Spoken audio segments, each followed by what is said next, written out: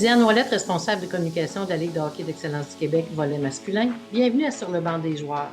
En fin de semaine dernière se tenait une compétition qu'on peut qualifier d'historique.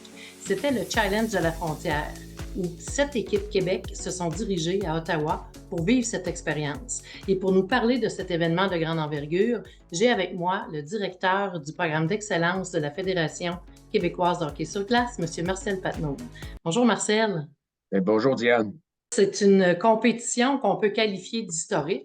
Effectivement, comme je l'avais déjà mentionné, c'est un projet qu'on avait à Hockey Québec, moi et Jocelyn, travaillé longuement avec Hockey Canada pour créer cet événement-là. On a pu finalement trouver deux partenaires qui est HEO et HNO, qui sont deux branches de l'Ontario, pour faire cette activité-là, qui va prendre de l'ampleur avec les années. Je pense pour une première expérience, il y a eu des petits problème de logistique, mais dans l'ensemble, là, je pense que parents, joueurs, les entraîneurs, notre staff ont bénéficié de cette expérience-là, thérapeutes, préposés à l'équipement. C'est un ensemble de personnes qui gravitent autour quand on organise ce genre d'événement-là. Puis pour nous, c'est bien important là, de donner un service de qualité aux joueurs et surtout de vivre cette expérience-là pour une première fois. C'est une compétition qui a quand même été assez concluante dans les résultats. Mais si on parle un petit peu de la sélection des joueurs, on le sait que les M14-3A, eux, ont été sélectionnés plus précisément Jeux du Québec et Coupe Bel-Air qui a eu lieu en mai dernier. Mais le M15 et le M16 ont aussi profité d'un programme ou d'un projet synergique sur le hockey qui a eu lieu à l'Université de Trois-Rivières. Peux-tu nous en parler davantage? C'est depuis, je pense, ça fait 4 ans qu'on a ce projet synergique, une collaboration avec l'UQTR et l'INS. Notre part à nous autres, c'est très positif. Ça nous permet d'avoir des données, d'avoir de l'information sur les joueurs qui va finalement nous donner peut-être une recette, une façon de faire pour la sélection des joueurs.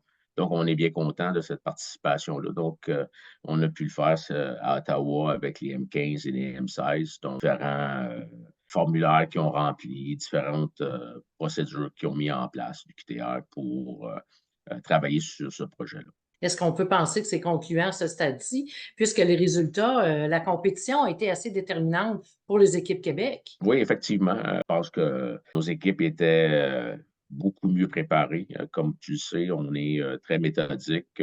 Nos entraîneurs ont tous le même curriculum à véhiculer aux jeunes. On a toute la même information, toutes les mêmes vidéos qu'on doit travailler avec les joueurs. Donc, pour nous autres, la préparation est pour un court laps de temps. Je pense qu'on est très progressif, on est très performant. Je pense que tout le monde ensemble, on est capable de bien préparer nos jeunes à une compétition comme ça, puis les résultats.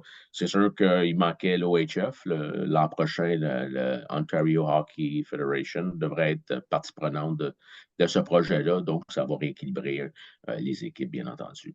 Oui, parce que ce secteur-là de l'Ontario est un peu plus fort que les deux autres secteurs.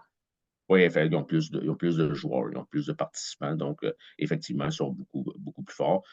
Pour nous, là, c'était vraiment de lancer le projet. Il fallait absolument qu'on le fasse pour qu'on puisse. Puis, même les gens de l'Ontario, les participants, pas les participants, mais les exécutifs, les gens qui travaillent, qui gravitent autour ils ont été impressionnés de notre façon de faire, surtout les services qu'on offre à nos jeunes, comment on les encadre, et ainsi de suite. Puis notre façon de jouer aussi. Hein, je pense qu'on était c'est une coche préparée au-dessus d'eux autres. Là. Je ne pense pas qu'ils s'attendaient à avoir des équipes aussi performantes du Québec. C'est un projet qui est très, très positif. On peut en parler positivement de ce projet-là, Marcel? Ben oui, oui, parce que je pense de notre part à nous, si on veut développer plus de joueurs pour les hauts niveaux, hein, que ce soit de la Légion majeure du Québec, la Ligue nationale ou d'autres circuits professionnels, il faut donner des services de qualité à nos meilleurs athlètes, ceux qui ont été sélectionnés.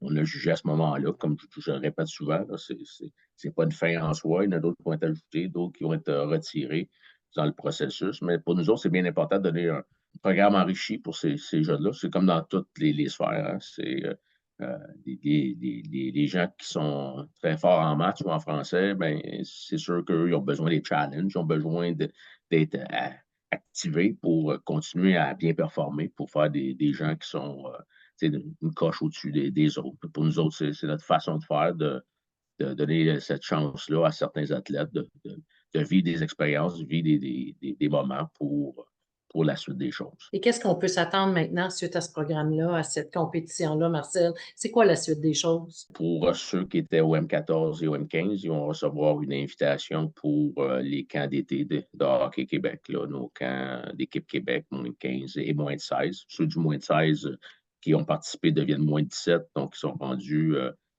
des joueurs qui vont sélectionner probablement en première ronde de la Ligue junior majeure du Québec. Donc, eux, leur chemin avec Hockey Québec sera terminé, mais pour les autres, ben, il y a une suite à tout ça. Puis l'an prochain, on va retourner à Ottawa, on va probablement changer d'emplacement.